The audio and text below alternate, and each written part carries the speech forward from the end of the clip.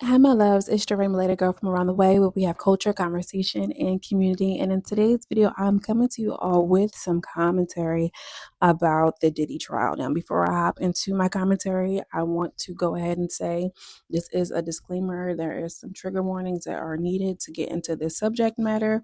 And so we're going to be talking about a whole bunch of different things, especially when we're talking about a rich and powerful man with sexual proclivities that are just beyond, girl.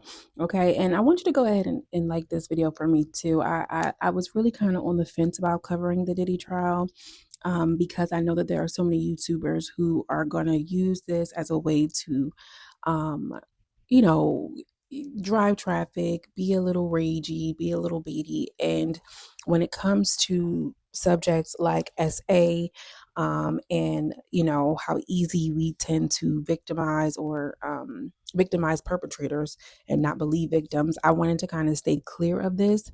But because I feel like there needs to be a balanced voice, here I am, girl. Here I am. Okay, so make sure you are liking this video if you enjoy this type of commentary. Now, we know that Diddy is cooked. Okay, for the most part, we know that he is cooked. However, listening to some of the commentary for the people who were actually in the trial, reading some transcripts about what was actually happening, was really just unbelievable. I mean, like, unbelievable. So, just to be clear, he is not being charged with anything physical outside of kidnapping, I believe. But the biggest thing that they're absolutely gonna have him on is racketeering. I mean, like, without without question, I know that racketeering is going to be very easy to prove because money trails don't lie, right? And racketeering is pretty much like having an organization like organized crime to hide the people's crimes. And in his case, the crimes that he were committing were sexual in nature. Drugging people without their consent, that is also a crime, and holding people against their will, which falls under kidnapping. I don't know of all of his charges, but the biggest one that I feel and I know that they're going to be able to prove really easily is racketeering, because men with money have power and reach beyond the average man, and Diddy does seem like a person who um he fits the bill. He does. He really does. So I want to just say that a lot of attention was on his children, who apparently were in the courtroom and listened and heard a lot of explicit details about their father's drug use, about his sexual proclivities, although I feel like that is stating it really mildly.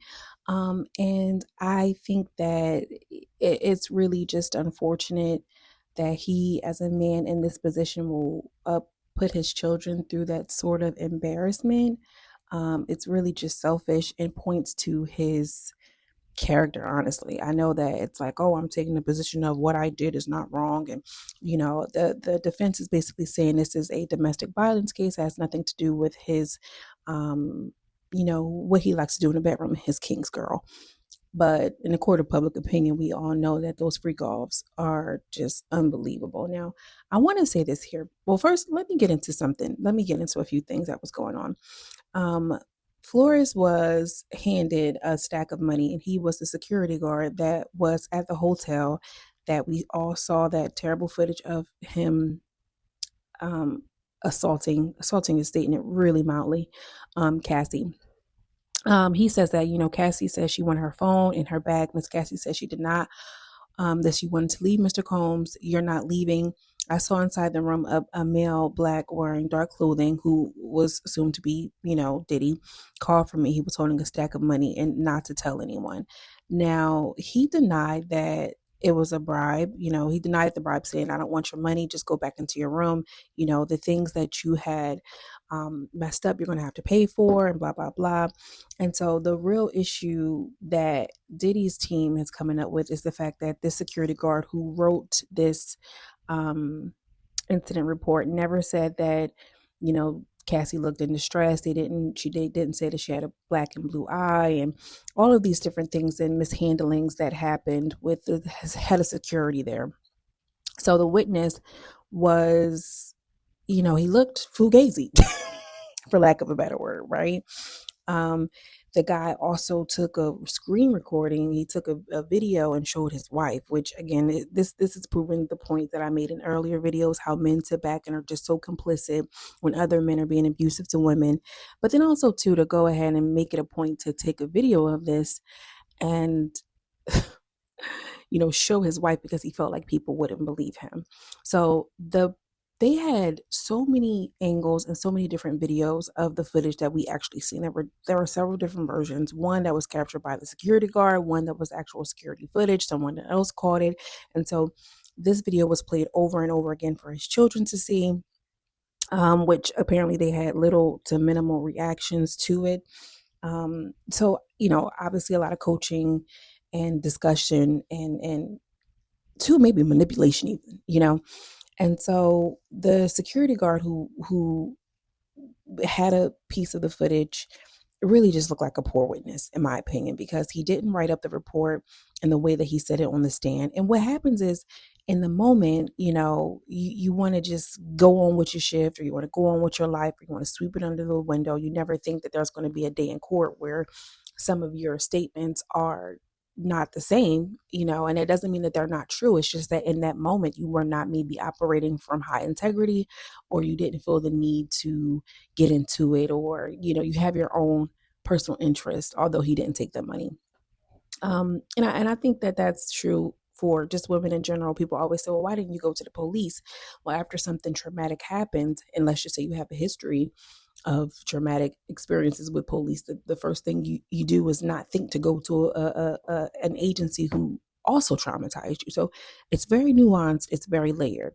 Okay. What I want to really, really, really talk about, and this is the most salacious, this is the most scandalous thing right here, was when the male servicer, I don't want to say he's a ESCORT, got on the stand and really, really got into the tea. I mean, it was almost unbelievable, some of the stuff that he was talking about.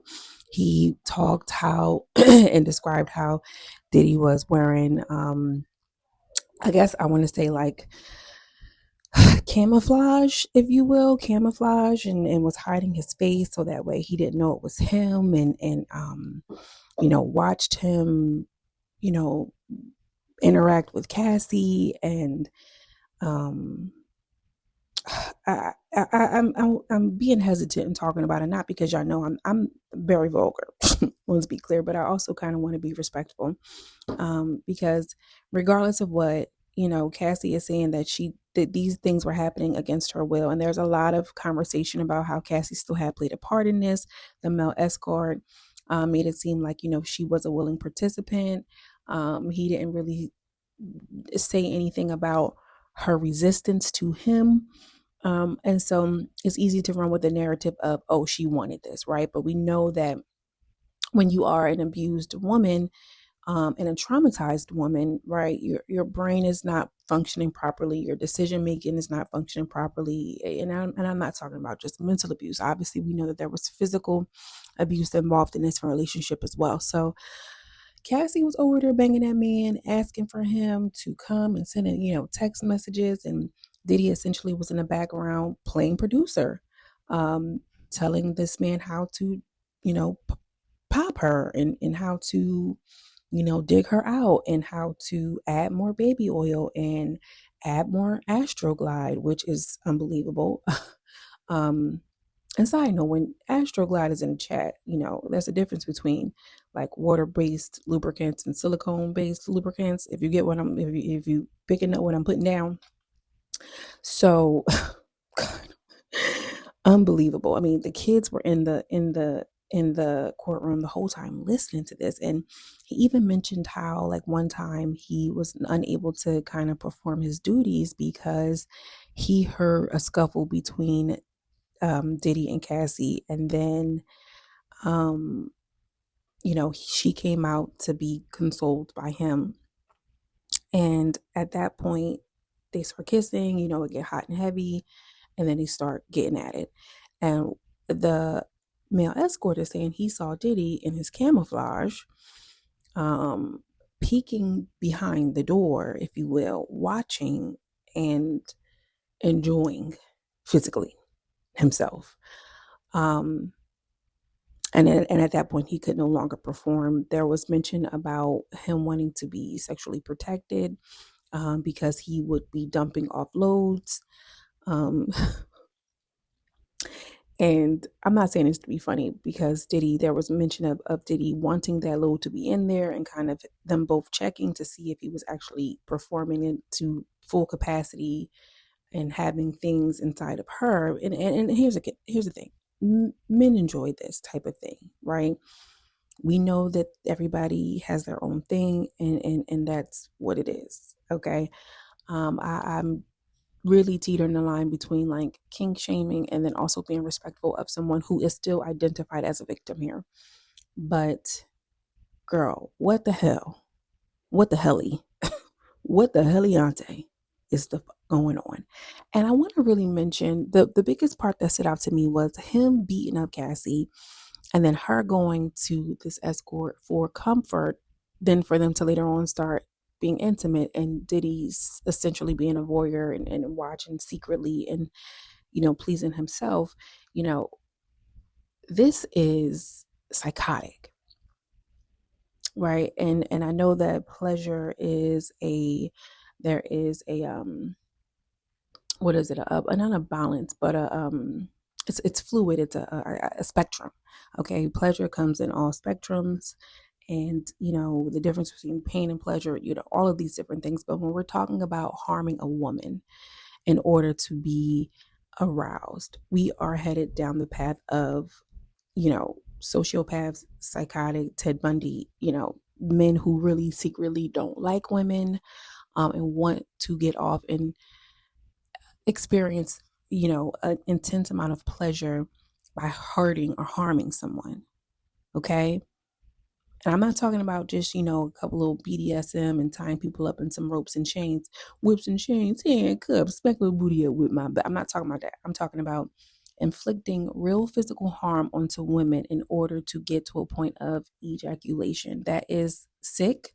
That is more than a kink. That is sinister and insidious. And until we start getting real about these conversations, and again, we all know that sexuality and fluidity, it's all a spectrum here, but sometimes you go too far deep. You go too far in down the rabbit hole. You really do. And I think it's easy for men with money, power, and access to do that. And this is why you have to be a person of integrity and know that, it's almost as if like the human brain, for instance, if we're going to talk about veterans, right? They can only go so far with causing real physical harm to people, unaliving people, but so many times before something snaps. I feel the same is true for women who are in sex work. You can only have so many tricks before something snaps or something breaks in your psyche, and something is broken in your psyche if you feel like you want to inflict real physical harm, and that is what makes you aroused. And until we start having real conversations about those things, we're going to still see an uptick of men who do this, enjoy this, women who participate in this too. I don't want to just say it's always men, but we know that women fall victim to these types of men because they have power, access, and control, and all of these things work out. But the stuff that's coming out in this damn thing, girl, is unbelievable. What we heard from R. Kelly was crazy, but this, and then we didn't even get into the whole urination thing, which I ain't even gonna do it, girl. It's first thing in the AM. Hey, girl, I hope you're having a good day. Um, the urination piece is something completely different. And then for Carisha to come out and say that she likes a golden shower, she can sit up here and say, "Oh, I was just playing I was playing. It was a joke. It was to sell my game." But for some of this stuff to be coming out in the actual legal process, it's giving very much side eye, girl. It's given very much, this was unbelievable, and you knew this was actually happening. And I know that there's something that happens behind a curtain, and everybody wants to be included and everybody wants to be the elite, but not when it comes to this. Like, you can still move with, moral integrity, sexual integrity. There are just so many things that you could have done differently. This is unbelievable. If you are listening or reading or whatever, be mindful to protect your energy when engaging in this really dark, lustful, because here's the thing, the spirit of lust, girl, is serious, it's sickening, and it attaches to people very easily. This shit is unreal. I want to know what you think.